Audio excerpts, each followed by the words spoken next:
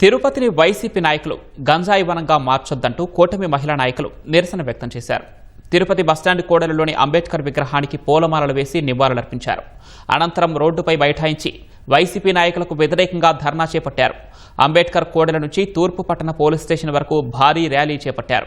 కూటమి మహిళల ర్యాలీ సమయంలోనే గాంధీ కూడలి సమీపంలో గుమిగూడిన వైసీపీ నేతలు ప్రభుత్వానికి వ్యతిరేకంగా నినాదాలు చేశారు.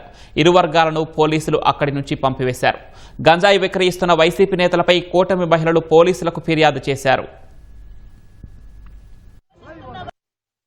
ఆధ్యాత్మిక నగరం తిరుపతి కేంద్రం. అటువంటి తిరుపతిలో గంజాయి దొరకడం, 8 కేజీలు గంజాయి ఒక్కసారిగా దొరకడం. అభినయ్ రెడ్డి చెంచా భాను అనే అబ్బాయి ఈరోజు అన్ని కేజీల గంజాయితో పట్టుబడితే ఈ అభినయ్ రెడ్డికి సిగ్గుందని అడుగుతున్నా. మళ్ళా బయటకు వచ్చి ఆ రోడ్లు ఈ రోడ్లు అని కప్పిపుచ్చుకోవడానికి నిజాయితీ నిష్పక్షత ఉంటే మీరు బయటకు వచ్చి ఈ ఎదవ మాకు సంబంధం లేదు, వీడిని వెంటనే అరెస్ట్ చేయండి, ఇలాంటి వాడి వల్ల మా పార్టీకి నష్టం జరుగుతుందని అభినయ్ రెడ్డి నువ్వు బయటకు వచ్చావా? వీళ్ళు యువతనంతా నాశనం చేసేది కాక, తిరుపతి భ్రష్టు పట్టించేది కాక, మీరు ఎవరైతే అవసరం అనుకున్నారో వాళ్ళకి ఎవరికి ఉపయోగపడాలి పార్టీ వైసీపీ పార్టీ.